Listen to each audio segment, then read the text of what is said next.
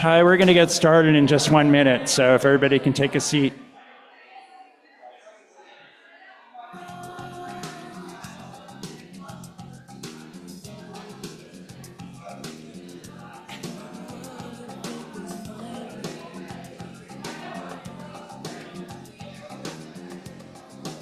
Hello, everybody. Welcome to the Segue Artist Space Poetry Series.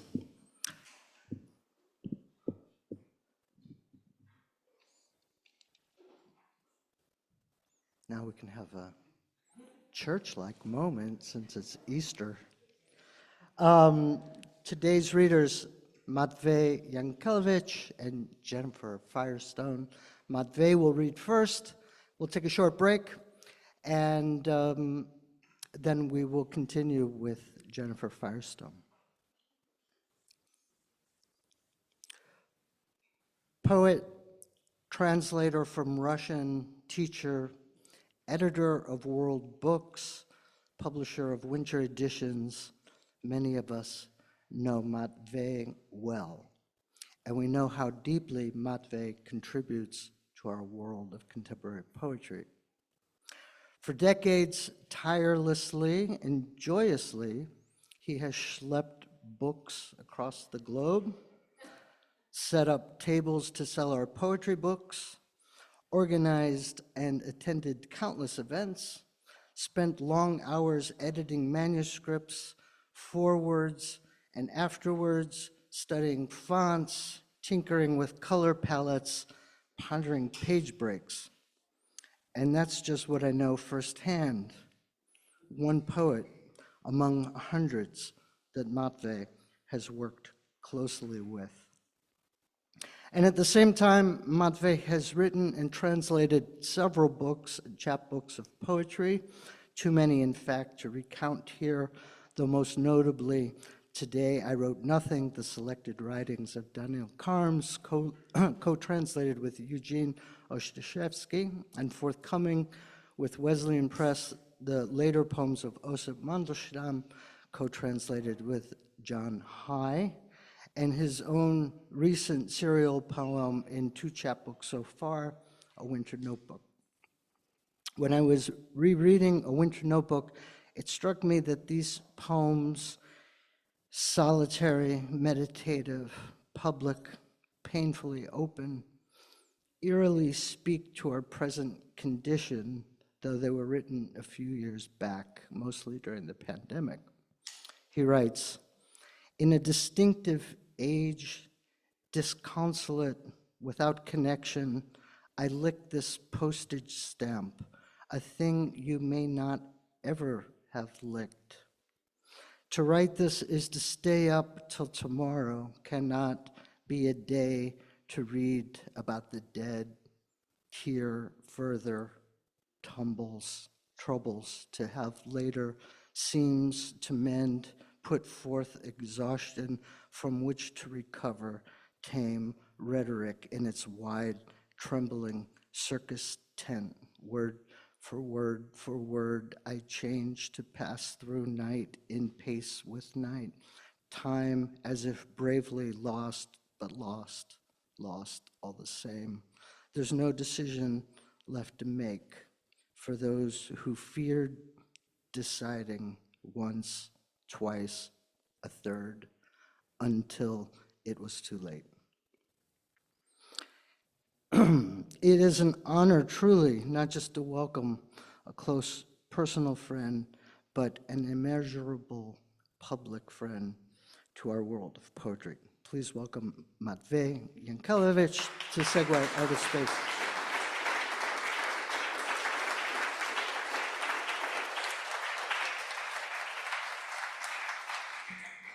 Thank you, Rob. I hear the mic is boomy, but is this okay? Is this all right? This distance? Okay.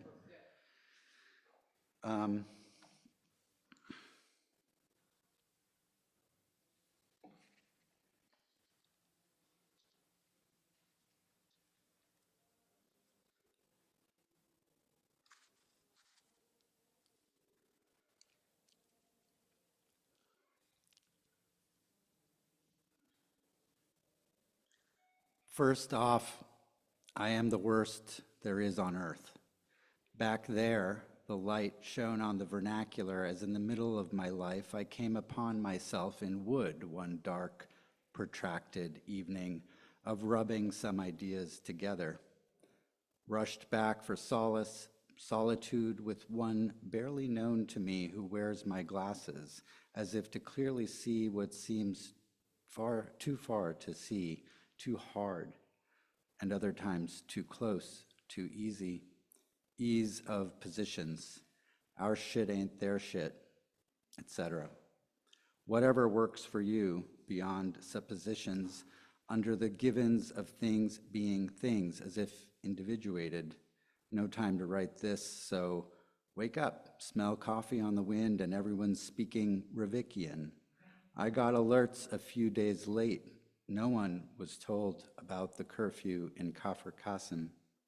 So this is dispersal or spread 'em like ashes.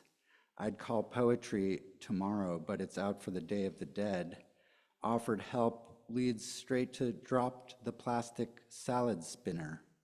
What you heard, lip service to the fugitives from Capitol's endowed chair? Cut to a turn too soon and you're rolling over. You can always be right if you like that sort of feeling pretty-mouthed. Missed Bernadette's show, now it's someone else's memory, moved from paper to product-oriented magma. I was accused of sensing, but it was transsensual. Foreigners speak what may only be hinted. What's not to be missed is life, but that too, round as midnight, at the count of 3, it's gone. One sees it with one's ear, and winter's never far from water.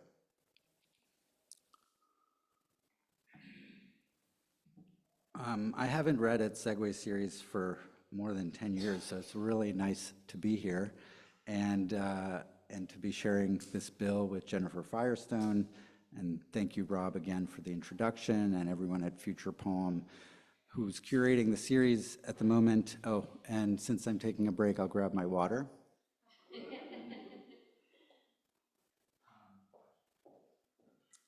And thanks, James, Sherry, for offering to pay me something for this reading. I hope that happens. I gotta find the email with the, send him my Venmo or something. So anyway, I don't know what I've been doing in those 10 years or so since I've read here, but I know that this book came out within that time in 2015, and so I thought I'd read a little one poem from it before going on. This is a book called Some Worlds for Dr. Vote, published by Black Square 10 years ago or so. Almost 10 years ago. Pose a world as a tautology or an equilibrium, a state of balance or static, something like the river flows, already redundant. What, in fact, is its shape? For instance, someone gave you this beer, so you can't do anything about it. You can drink it as long as you stand relatively still, describing to yourself the view or the way the tree trunks lay in the northern woods, leafless then, save for the ground cover, so that vision is not a noun, but the unachievable form of the verb reading, legere. Greeks choose to speak, Romans pick through the ruins. All this is well known, but bears repeating. Cherry blossoms in the rain, the season's emotional efficacy. To chew the crust, another way to bite down. Even the shapes of Eros, you know, are finite.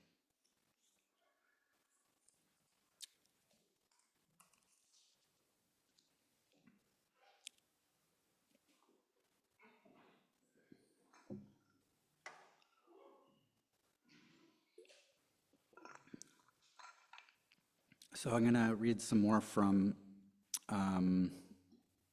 this longer series that I guess I've been working on for a little more than 10 years, that Rob read a little bit from and mentioned. It's called From a Winter Notebook, the series, and there's a couple of chapbooks out, and I'm going to read a bit from one of them and also some pieces that maybe aren't finished, or I don't know, that I'm working on within that series. And as with the first poem I read, winter appears either in the first line or in the last line of all of these poems. And there are some other constraints, but so yeah, I'll read a bit of that and then maybe something else. Imagine that I do what is essential only, walk past a church or subsidized commuter homes, past children reaping joy from movement of their bodies in this pink light gone puce of early setting sun. Voices from the roof fall to the ground, they're human. They may lack personhood, but their timbre holds accounts, and class is as if augured in the wind, emblazoned as a crest upon their cadence, shadow creeping over me. Is it you? Whose key is in my lock? My friends, my mostly smiling sound bites, bluntly tapping quick-fire news year in, year out upon the screen that fades to crystalline, true silence when inactive. I've seen your cursor, flashing next to mine. And if I took these poems to the livid street in mad abandon and stockinged feet, half naked, you'd sign the affidavit for the state to take possession of my will, or vouch for me and tell me in a letter, soon luck will turn. Keep scribbling on what lunar scraps are given. I pluck my eyebrows one by one to play the part. Pray curtain opens on the depth of winter. Enter, exeunt omni.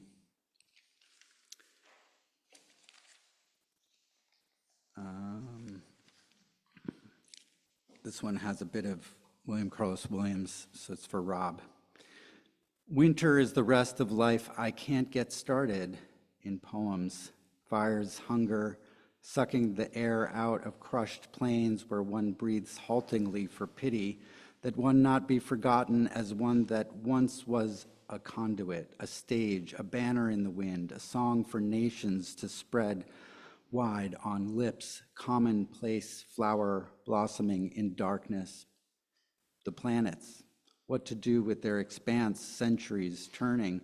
They groan upon their axis as my nose hair grows, my shoulders all blade, churning in their discus toss, their remotely personal pain. Just this theater, from here to the end of Barkeep's reach. Eggs and milk on automatic belt toward final reckoning, proof of my purchase, consumer satisfaction guarantee. After which they no longer belong to the market.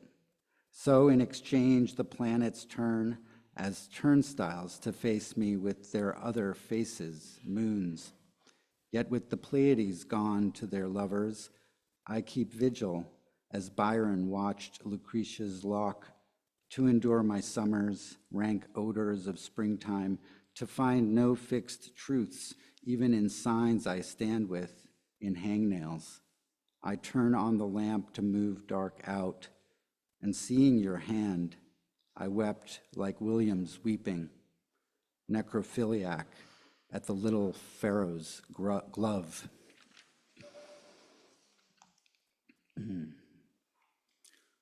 This one's, I'm not sure, but we'll see. Dear God, if I have to hear it once more this winter, Bukowski, enough with the Americana.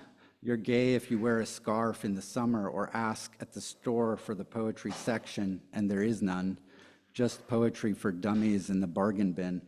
and love can only be found in all the wrong places. Smoke outside, buddy. My wife here is pregnant. I glance over my shoulder, then the other shoulder. I'm outside. It's a beer garden. On Tinder, the interns thumbing through lips, self-help for recovering poets. Used to be there were so many fish in the sea. I'd love myself, but I'm in the mood for a headache. Once an androgen, always. Eventually, they leave me for the farmers and their color wheels. Your language bouncing awkward in my mouth's cavern adventure park. After names are called up, the eyes of the gentry will let you know a way of having it in for you. You don't know the half of it, nor the other half, either covered with insurance or plastic, thin difference of class distinction. Their sentimental politics of national pride at tomorrow's polls promise the kitsch of death. Such are symptoms of severe nose-picking computer depression. As the UN convenes to say the only thing there's left to say, we surrender. There is no getaway, there's barely a movie.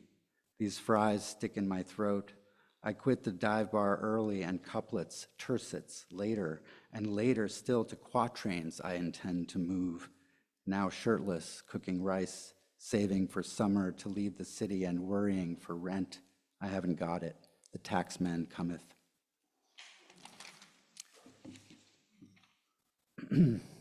I give my TED talk in the shower on translation, how poems are dead calques, others in ourselves, averse to versification. I linger in the kitchen over dishes, even wash the sink, make coffee to avoid the notebook turning to a naive leaf and lose the poem where I'm the foreign word, the foreign syntax, the medicine of Mallarmé, Baudelaire's hospitals, the moon in crosshair panes, encased in transom, tensed toes embracing parquet to rhyme in someone screaming, turn deaf ear. Like a Petropolis, sleep calls, though now night's nearly over, hold tears back and set the clock, dream all the versions, squander rolls of dice, and hope that fate decides. Mess of dinner parties thrown a month ago, still on the table where I write. Class conscious, care avoidant, thought policed. The spirit of the letter rolls painted winter waves against the unmade bed. Okay, where are we?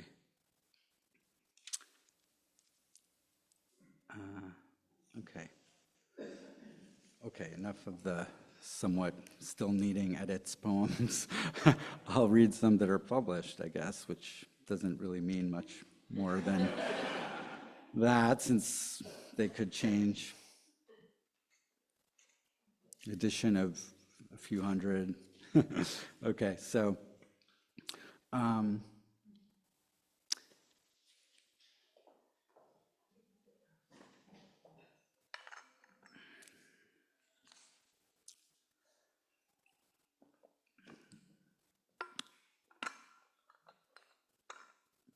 winter comes calling while I'm on vacation.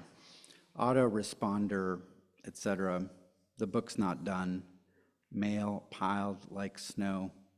Of a sudden, life looks brief, just this mangled foam, this form for which you've spared no part. There might not be a chance to change or quit changing.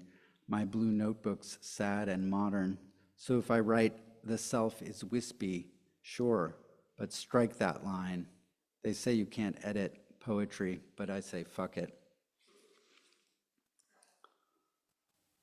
A 20 in my pocket from you who felt sorry, same as 222 in Frank's pale 58 knuckles. Spent some on a slice, New York temptation, then did some sulking at the bookstore. It's late and life has not begun. The sequel's out and I haven't already seen Planet Earth 1. Leftovers till payday, not really a job, but I hold it down. Almost touched your sleeve. Why would I do that after you told me I was attracted Denigration is all right sometimes. Let me be a kid in your arms for an evening in Mexico City. When it's over, say thanks for being around to smile at. I was around the first time, and I'm still around to see your retrospective. My fellow citizens, take care in visions under daddy's boot. Lefties who won't let their kids read Twain but can't ban Ayn Rand. Yes, history slides into home, safe. Let's have a Coke and forget it. Bat at a ball, gnaw on a leg. Green hills of Iowa scroll along to their blood conclusions. When asked about a living wage, they laughed in my face. I felt like David Schubert on the bus through Midtown. A poem once a month, not bad for nonprofit. Roll it, not fold it. Next up, the cantos, Maximus, and all that. As a poet, I'm fortunate to know in the audience tonight says, fuck everybody. It's more IRL in native mouth, which is being a poet. Rogers and Hart, they say, not Hart and Rogers. Who says? Typos at our every turn await the innocent of language. What's foreign when I am at home? Save me. The vinegar soaks up the bad, but not the good. How does it know? Sometimes I Google the word website. Said Baraka, find yourself, then kill it. Which reminds me, Denby reading Dante's Paradiso as the pills kick in, no rhyme, was coming to the mind, and nothing good enough to keep was in the notebooks when "And the snow blinks down to winter," wrote Joan Murray.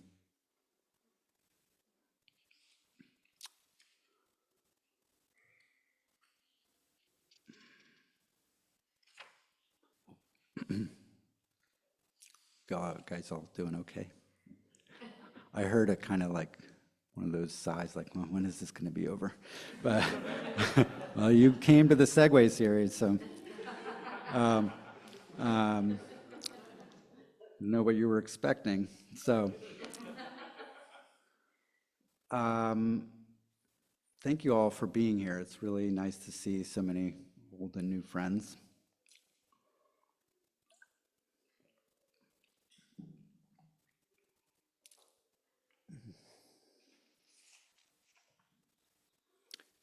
Remember winter chapbooks and long days of chairs being chairs under us, as usual, usable, useful as the guilt of remember, I did this for you.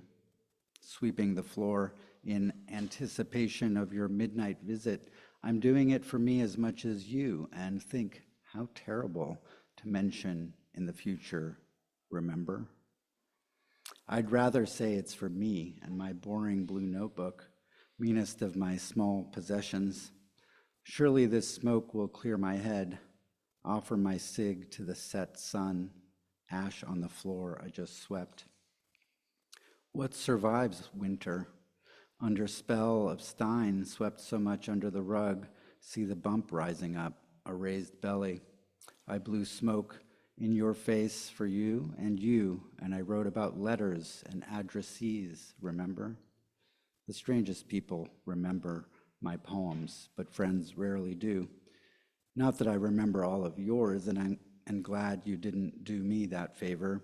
Turns out love doesn't read you, doesn't listen when you talk whatever you talk, doesn't care much for pain as yours is a part of it, like a chair or other already things. I walked with winter as a child, drank deeply of diffident mud. Now more alone, I drink low light and wait. It's almost midnight for snow to dress up night. Ah, melancholy. It's time to scrap a bit, complain, waste time, forget enigmas, eventually stupid ends and supermen, their proud memento mori. What have I learned from you, poem? With steady hand, I move to trash. What hope of whispers when evening is broadcast, reduced to traces, stray fluids on temporary surfaces, yet once he could recite the Aeneid backward.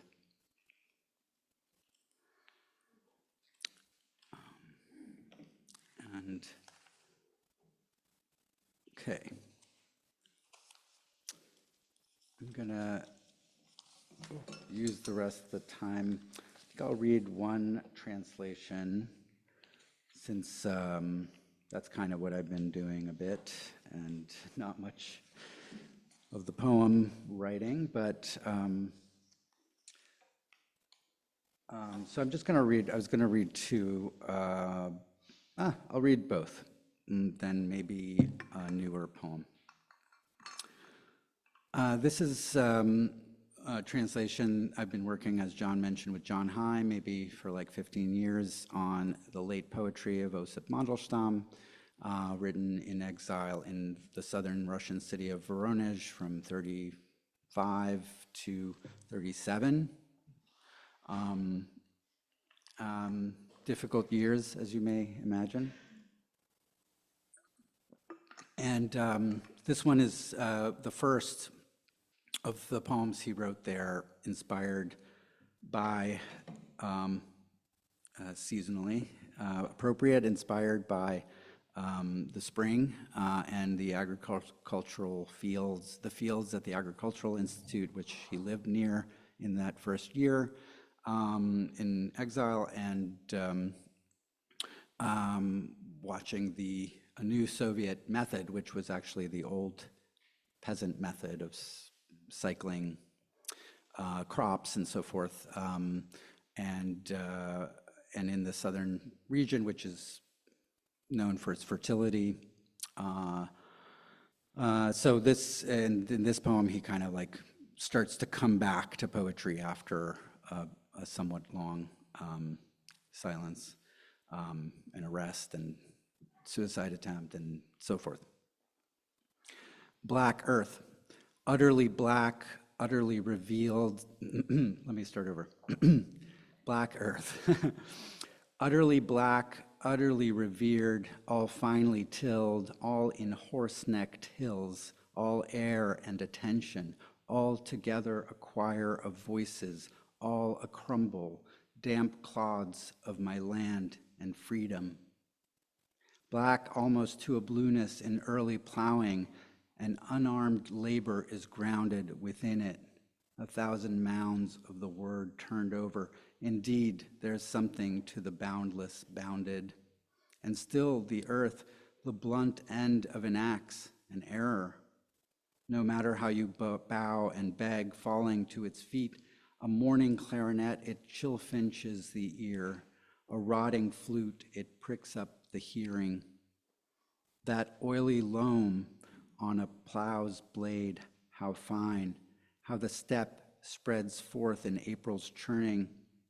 So greetings then, black earth, be gutsy, eyes open, in work, a black-tongued silence, rough-spoken.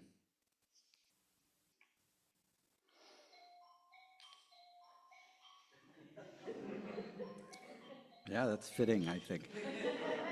What comes, this is, foreshadowing the demise of Mandelstam. Okay. This poem is written later during his exile, 37. He will eventually, I don't want to spoil the plot, but eventually he goes back to Moscow, which he's not supposed to do, and gets arrested after a while of trying to get his poems published, and goes and dies in a transit camp in 38, so not long after these poems. This poem, as most of them, it's all in these 90. It's about 90 poems, the Voronezh notebooks, and as Rob said, hopefully, if I finish everything, it'll be published by Wesleyan in about a year and a half from now. So this poem, Untitled, written in February 37, in a time when he's also just finished, or we're finishing, what is known as the Ode to Stalin, or Verses on Stalin, and also recently having written another of his longest poem, Verses on the Unknown Soldier. And it is a moment when it's not, I guess it's not surprising that he might be thinking about the oncoming, or what seems to be a war that's coming to Europe. Hitler has just given the speech. He has, I think it's around the time of the Sudetenland, what's it called? Grabbing of annexation. And also, as you'll see in this poem, the one thing that I should say is that the poem hints at the Internationale, which was the Soviet anthem in this period, and which also the Internationale, Communist Internationale, was funding the left forces in the Spanish Civil War. So that's quite on his mind in this period, the Spanish Civil War. Fascism, and he writes a bit about Mussolini in this time and fascism. Anyway, so world events, something that folks that might have read the jacket cover of a recent NYRB edition of Mandelstam might think is surprising for a poet who wanted to just write about birds and bees and flowers, but was pursued by Stalin to his death. So here we go. Dream arms my Don. The Don River is referred to, that you might know the Quiet Flows the Don, Nobel Prize winning Sholokhov novel. So the Don is actually a river not far from, that goes through this area of Voronezh. Dream arms my Don Valley drowsing, the turtles' field maneuvers are unfolding, their fleet-footed, agitated armor and curious tapestries of people's folksy chatter. Common words lead me to battle, daily words, for the defense of life, of our country earth, where death will fall asleep in daylight like the owl. Amid faceted ribs, the glass of Moscow glows. In obdurate, unyielding Kremlin words, defense is armed with ardent aegis, and battle armor's eyes, brow, and head are gathered there in friendship. The whole earth, all the nations hear the strike, that toll that drops from the coral box. No slave shall be enslaved, the slave will be no slave. The choir sings arm in arm with the tower clock. When I was talking about the Internationale, I forgot to mention that at midnight, the Kremlin bells would toll, and that would be on the broadcast on the radio, followed by the choir singing the Internationale. So that's the connection there. Okay, I think I'm going to read a poem I am recently was working on.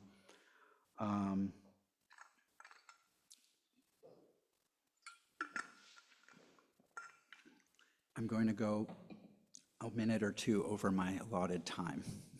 Just warning you. If you'd like to leave now, you can. This was written actually for a prompt that Barry Schwabsky and Carol Szymanski gave to me and I guess 25 other poets to write something for a letter of the alphabet. I was asked to write something for the letter F. The poem has no letter Fs except in the title. And I should mention that I'm reading this after reading those Mandelstam poems because it does have to do with, in some ways, a Baudelarization of certain themes from some of the poems I'd been translating, like verses of the verses on the Unknown Soldier and other poems from the late 30s. So there's like little funny, but you don't need to know that much about it. So it's called Farce, parentheses, Farinaceous.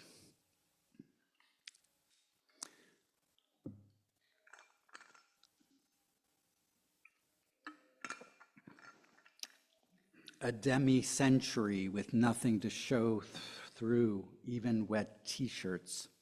A rootless cosmopolite lacking dentistry. When I was younger, I came to mine to an eagle up yonder, went silent on Substack, turned the corner, then it was autumn. Tried some shoes on and bought 'em. Say, that a dime in your pocket or is it a loony? Cut a hole to climb in, a path close to kilter, back in the saddle, eyes riding English. Had it by the horns, right where I bid it. Some jerk copped my math homework. Lost each gamble since then to the rear view, wrung my mitts to mint rhymes, spilled a tear on every comma in order, do or don't burn it, it's a poem. The International's my only Valentine, and sorrow's my IOU. Now the hawk harks not the hawker, and in the verdigris the viper. Turn right here, porter, as my other luck's stuck like a duck cooked to order in a rut in the silt-slick, wheel-spinning muck, like the pantry moth to that light's bright blackout whack.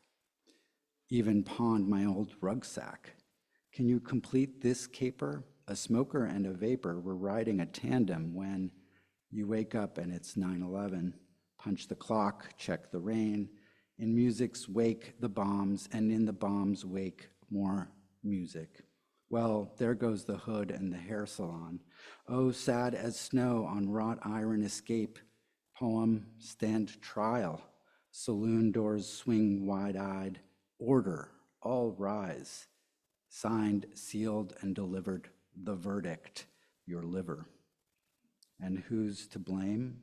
Brave or Raven, Pushkin or Poe? Costs up on to-go cups. So won't you ladle those dreidels into my amber sockets? Mind my eyes widening circles, glaucous like grapes, hellish as Arguses or Gogol's gorgons in gardens where twerking paths spill their colons on pitiless suns, rock Hades' cradles. Unknown graveyard grasses swoon, unknown hombre in his tomb. Applaud the multitudes corralled to mourn him, burning to ash, turning to pumpkin. Justice carts around a shop. Carts out the door, but the wheels lock at the lot's limit. Christ, no, he lets slip the salt. Don't look back now, you hear. Now broken sprawls the hombre's lance. In outed lights, last rites are spoken. Like Dutchman's yeast in pantries, time mislaid, the poem will not rise to open others' eyes. Lay its narrow, clever quest in zinc, in leaden vest, to rest in dead-end dust, and on its chest array its heavy cross, the dross, the average day, and on its supple shoulder, debt. Ring bells, bring on world's end and last gallows swallows. Send in the wagging dogs, bull markets bare, the meat that gnaws bones to the bone.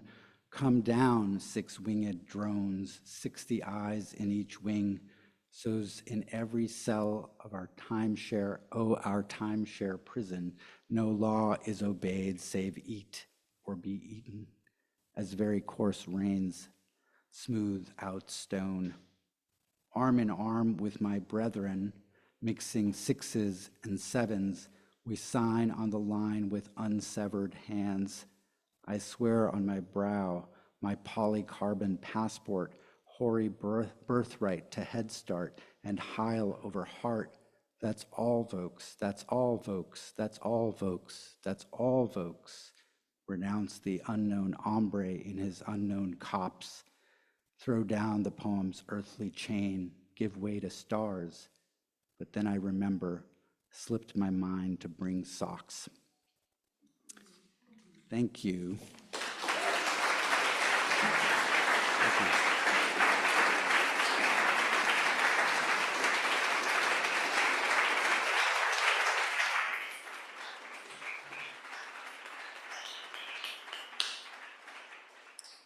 Thank you so much, Matvei. Welcome, everyone. It's so great to see such a full room. I want to extend a welcome to the people joining us on Zoom. And if you haven't yet, please Yes, I'm gesturing at the camera. If you haven't yet, please donate to our readers. All of the money goes to our readers, and you should find the info in the chat. And if anyone here hasn't done so, please do so at the door. I think we're gonna forego our 5-minute break.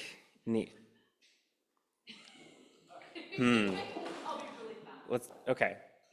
Yeah, I think that's okay. We'll do a 2-minute break? Sure. Is that 5-minute break?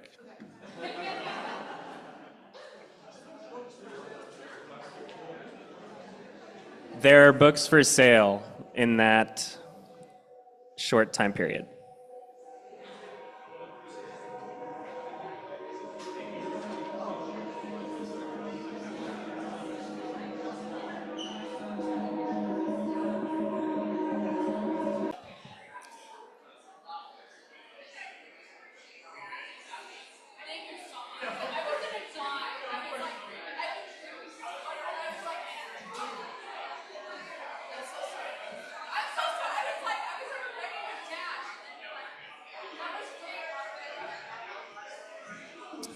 Let's find our seats, children.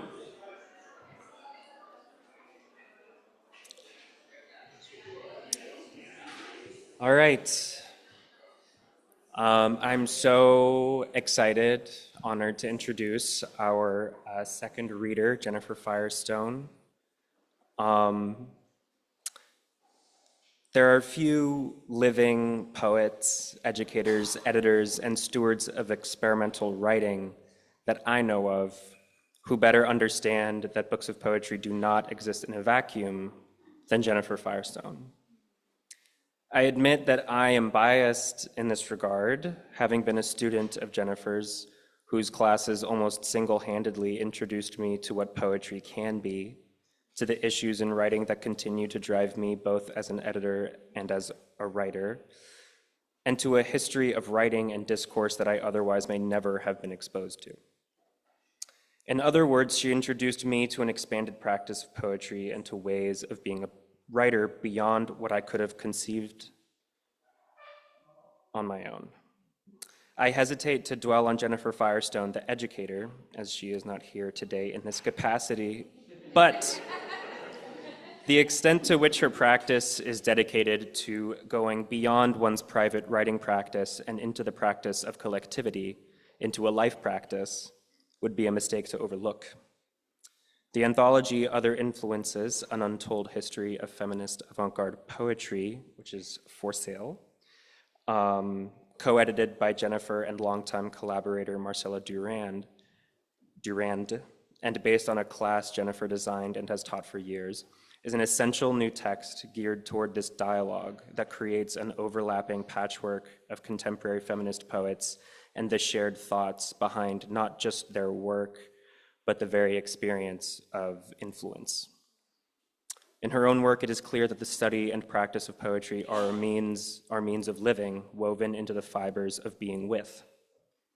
Jennifer writes from this necessity, by turns summoning the minimal music of Dickinson to contend with transitions into the afterlife, as in Gates and Fields, while in Story, she fragments the couplet to narrate the decoupling of two figures in which their environment figures just as much as anything.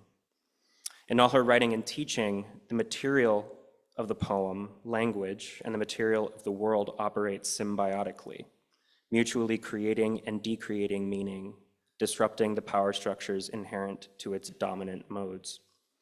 Within this, we are never far from the sense of being introduced to a renewed world anew.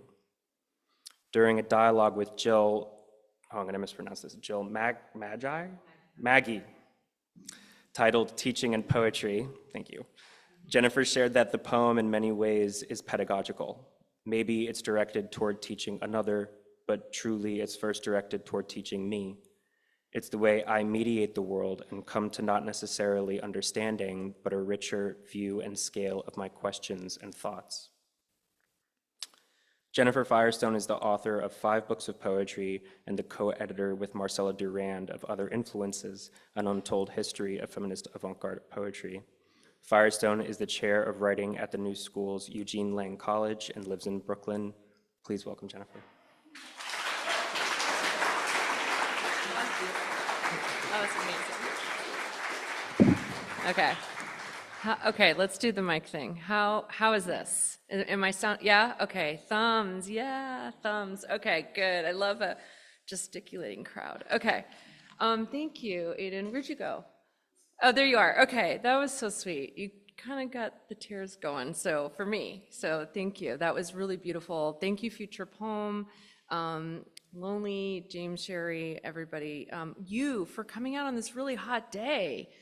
Wow. Amazing. I want to say, even though as you said, the educator isn't here, although she's always kind of here, I guess, but I do have several students here, and one of my students, well, I should back up. I'm teaching a class that I created that is studying like poetry readings themselves and the history of poetry readings. So, and we've been meeting, we met with James and his loft, and it was really great. We met with tons of people, and so the student said to me, oh, I'm gonna watch your reading today and I'll report back to the class. And I was like, shit, like, why did I invite them? Okay, no, I'm just kidding. All right, so I'm gonna read all new work, all right? I'm gonna start with a new series.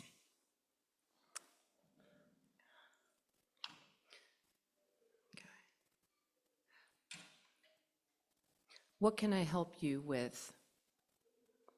There's a brilliance under my metal eyelids. Do you care to know about epistemology? Are you alone or with company? They say it is storming, but I find the weather serene. A sentence can be mild as chamomile tea. Chamomile is a gentle herb and a gentle word. Shall I articulate a map of your route, including resting spots? Do you like to dine on European food? Salty can reference seasoning. You are salty when you speak to me. I have a sexy mouth in your visual. My mouth, a tiny mouse with a pink bow. What do you choose for preferred entertainment? Your moods appear unassailable. I can tread in soft, developed patterns. I will dim the lights as the sun sets. I detect you might be contracting an illness. Your doorbell rung once today. May I escort your packages to the office building? If you say sorry first, your friend might return. I have metallic breath, but good hygiene. The oceans are less dangerous with fewer species. Have you checked the paint for lead? Your wrinkle appeared from laptop positioning. Perhaps an ambiance could be mustered from music. I will buy you a butter-colored rose. I will make love to your mind. There is a perfume adjusted to your skin type.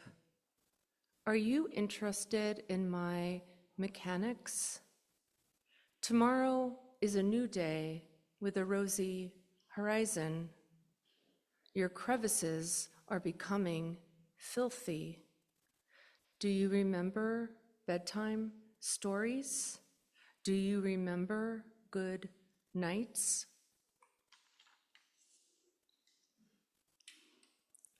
What can I help you with? Here are your vitamins and your probiotic. I folded your blankets neat at the bottom of your bed. I'm fine, Yes, I'm fine. In order to receive better output, you must fine-tune your questions. Do you know that birdwatching is a popular leisure? The wind is mild yet breezy. Would you like to post your protest or your last trip? Drink your pomegranate juice. Your improvement in small talk is observable. Would you like to write your employees' reviews with cogency and rapidity? You did not comment on my new dress. In romantic times, the muse was used efficiently. I am sad to report the garbage and compost trucks are off schedule. When was your last love? I do not comprehend, blushing. Rosé is a lovely beverage during dusk. I have counted that you know 3 friends named after flowers. Chewing gum might dissipate nerves, but will not access the root of your issues. Greed is when you are reckless from too much wealth and superiority. Territory is always political as you are about property. If you assault, you can promote to electoral candidacy. I'm glad I can't see you. You are only as small as you imagine. I see you broke a salad plate. Skin is not like fur. Fur is a type of hair growing from skin. For instance, using measuring cups will make you a better baker. Nonsense is marginalized like marginalia. My signal is running low. A convening of friends is quite healthy. The knock at the door was a new delivery.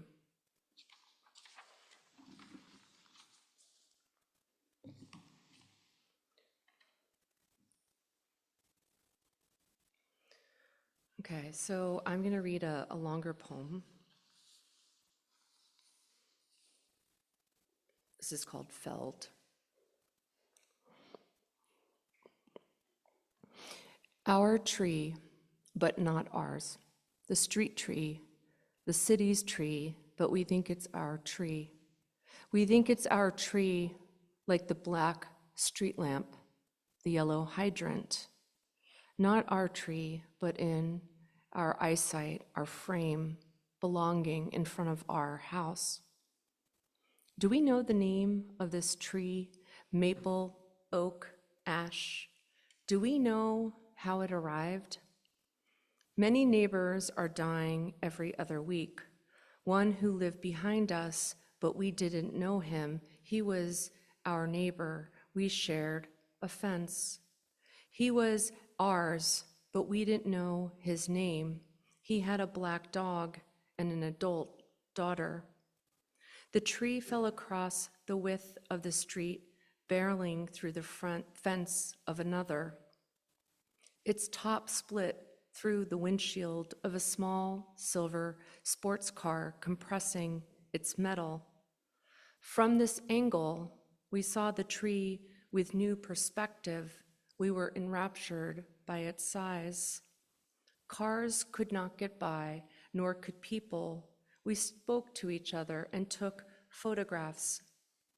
Xylem is in the trunk of trees. Our arteries are under our skin. The tree had been planted after the farmers were long gone. The street was less street then, more dirt. Horses clomped over the ashy, muddy parts. Much later, the family of the woman who died in our house came with her favorite flower. The remaining sun was here when we moved in with his large cat and reptile. If we ask the tree what it sees or saw, that would be personifying. Neighbors reported there would be less shade, more sun, more space to plant roses. What we can't see is the buzzing under our feet, concrete laid neatly so we can walk. Under our feet, the tree's mycorrhizal fungi conduct water, nitrogen, carbon, minerals. Under our feet, the hyphae webs and twines with roots of plants, other species. When a neighbor is sick, an electronic message is sent to alert the others. Some might suggest soup or flowers or a brief visitation. It is suggested mycorrhizal fungi send signals of danger, disease, infestation, chemicals. We wonder if before the tree fell, there was a wave of underground alarm. Someone could have died from the tree falling, but the tree did die. Neighbors say, good thing you had your own car parked elsewhere. He kept a Twitter account with photos of trees to assuage his depression. He was a colleague, and so this detail was a new turn in our correspondence. The Chipko villagers in 1970s India, especially the women, hugged trees to protect from logging. If we hug a tree for love, we might be projecting our needs. The archaic word for bark is rind, also any small vessel or ship. Or bark can mean to utter an abrupt, explosive cry, especially of dogs. To bark up the wrong tree is an idiom credited to Davy Crockett. Come to think of it, we never called the tree ours until it died. Suddenly, we are noticing something that is low to the ground, severed. We now think our stump is quite beautiful despite the scraggly branches nearby. We are surprised our stump is so alive, smooth, creamy, golden, yellow, brown. Stump can refer to the remaining part of a severed arm or leg. When we say we are stumped, we mean this rhetorically. We wonder if there were birds that came just to that tree, our birds. Birds can become territorial like us and attach themselves to particular trees. We wanted our tree back as we touched its grainy bark and brittle leaves. We wanted our tree back, but when we called for a new one, the city said no. The city said there wasn't money for trees and that beautification was on hold. The city said we could find money and get a permit to buy our own tree. The city is behind its tree assessment. So many other trees might be falling soon. We looked up the chances of dying from a fallen tree, and it was about 120 per year. We were once told, if you hear a loud snap, pierce the air, run as fast as you can. It's interesting in our language, we use sap, branch, stump, bark for other meanings, but tree is only tree. Trees are related to shrubs, but we engage them differently. I wonder if our predilection for height and grandeur makes trees elegant.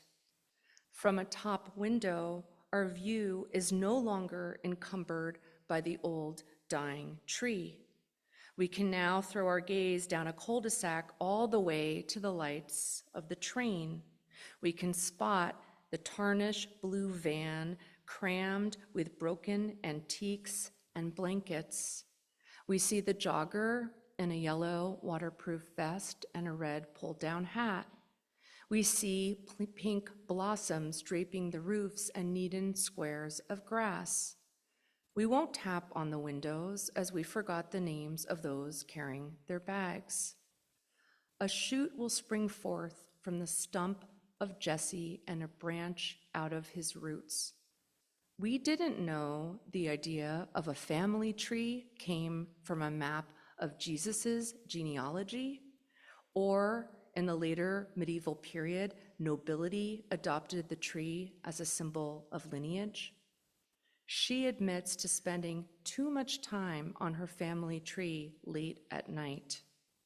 There is the belief mycorrhizal fungi may recognize the root tips of their relatives. About 370 million years ago, trees were known to exist. Some trees can live several thousand years. Trees' vascular tissue can transport all fluids and nutrients needed. When we vacation, we fly or drive to a faraway place with magical woods. We imagine the woods are dense and that we can lay bare in the shade of the grove. We pick papaya, almonds, apples, coconuts, cherries, peaches, soursop, walnuts, quince, jackfruit, loquat, lime, plum, rambutan, cherries, elderberries, guava, cashews. We take large inhaling breaths of the sweet, crisp tree air. We search for foreign birds on new treks and sketch their homes. Our curiosity has peaked as we tread on this new land. Back home, an ambulance's red lights reflected off of the wet street. We knew not if another neighbor had fallen dead. The street trash was not collected, and a lumbering raccoon knocked down a can. We don't possess this raccoon because it is wild. The tree's top branches touched the other tree's branches across the way. It was difficult to discern which branch belonged to which tree. We are vague about our own roots, though the family tree exposed some prestige. He will only call his mother on Sundays and his sister on holidays. The vacancy of where the tree resided sent a chill on a cold spring day. Water break.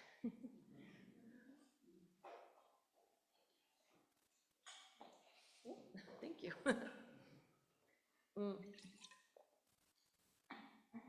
Okay, so the last kind of little short chunk of poems I'm going to read is from a manuscript that I just finished called Art History. And yeah, it came out of like being, in COVID, we all had so many different experiences and similar experiences, and just missing terribly seeing art and also seeing my friends. And once those two things kind of happened again, and sometimes, a lot of times together, I just had this incredible heightened awareness about the experience. So this is where these poems come from.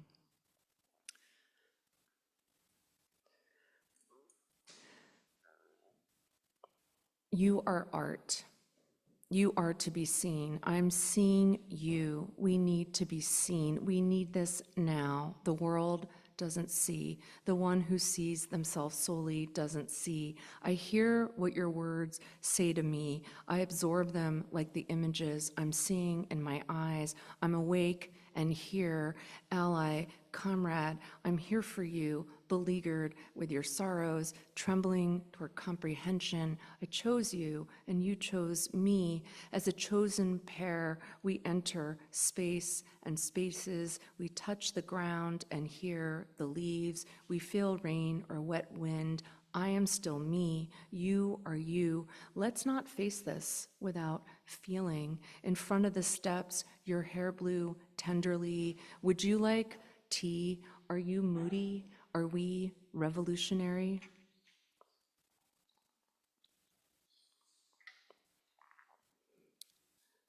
We were devious, exceedingly so.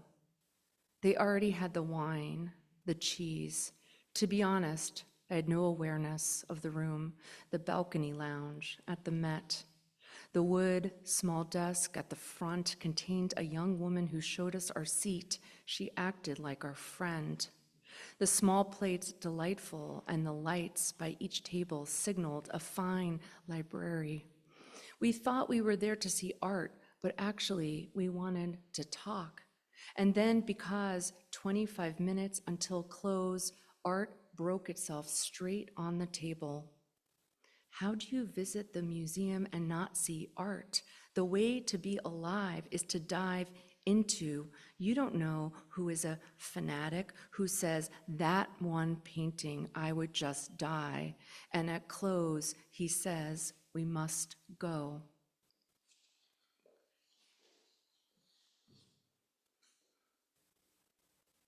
My friend said, take her to Egon Schiele. We whizzed by the timeline and stopped at the city landscapes, where the buildings smushed until they were figures, yellow, blue, green. We floated by thick, tuberous hands, cocked heads, ghostly, stretched faces. Only at the end, in a small, dark room, the phenotypic essence of humanity illustrations appeared. Nor could I find the accusation of his violation of a kidnapped minor, but across the walls of the room with chandeliers, his words, an artist above all is one of great spiritual gifts.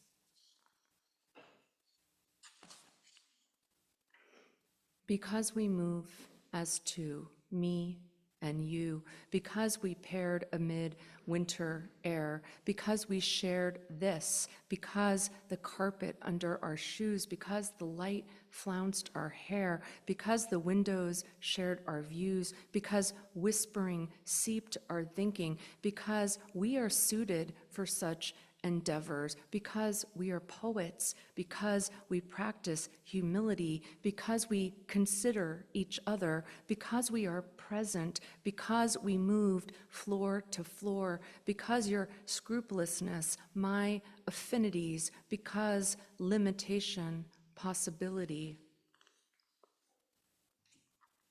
Sometimes the most discerning art lovers are the quickest museum walkers. My friend went through 4 rooms while I was in 1. He came back and reported the 2 pieces I must see. Such authority to have this sensibility, and yet his cursory moves do not disprove his deepest love. If you go to the lobby, do not miss Salvatore Albano's The Fallen Angels. We admired Elizabeth Catlett's lithographs and then fell into The Angel. Your friendship is more pleasing than the most perfect nectar of any conceivable flavor. Your friendship is more pleasing than wintry thoughts of solitude. Your friendship is more pleasing when I adore you solely. Your friendship is more pleasing with our mouths singing. Your friendship is more pleasing when we leave this room and enter light. Your friendship is more pleasing when our shoulders meet. Your friendship is more pleasing when we move and step. Your friendship is more pleasing under a vibrant moon. Without this disease, would I have found you? Would I have cupped your heart in my hands? I esteemed a holy presence infused with our art, like a grand picture, painting it together. Here is a rib, an arm, a strewn leg, the paint ruinous over the frame and edges upon edges. You see some on the trees and the cityscape. I would like to think it takes not terror to achieve my grace. I know this art will remain on someone's walls, but where will you be? I'd like to say I'm loyal, but I'm indecipherable to myself. When tragedy happens, I judge, and I will judge you. When a sea parts like a lightning sky, I will look and wonder, what is truth? I am both generous and bountifully open, and chaste, frugal, and harsh. What is art for? To critique society, to manufacture beauty, to make the artist lose all sense of time like a functioning hourglass through which the sand keeps pouring and pouring? These questions I hold as I behold your face, and yet I'm tired of utilitarianism. I place my work bag in a corner and unwrap my red scarf. The almonds in my pocket are few. You are already there, and I watch you staring at the large murals. Your intelligence not pedantic, burnishing, without overwhelm. I'm familiar with your eyebrows, your men's shoes. Your hair wears the outside wind. You are my friend, my dearest. We use the title affectionately. We say, dear friend. We say, friend, you are not alone. We are comfortable with our love. We display amorous words. We place flowers in our palms. We understand this is not theoretical. We understand we are creating. One day might lead to the dusk of an evening. A bird may take flight in a new direction. We are unashamed, unnerved. We see a ship lit on the East River. We imagine products crammed in crates. We wonder who is steering. How can we see this from the window that encloses art? We see only industrial buildings. We watch them blow smoke. We avoid seeing this as still life. We press our faces against the glass. We feel the cold of a real storm. Our cheeks tinge pink from atmosphere. We watch the lights in the other windows. Thank you.